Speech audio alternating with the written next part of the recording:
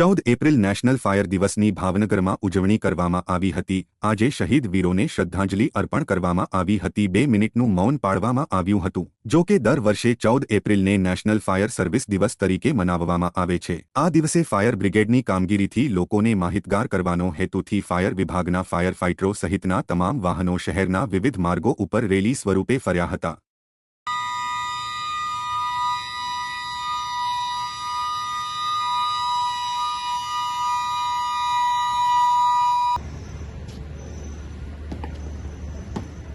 Mm.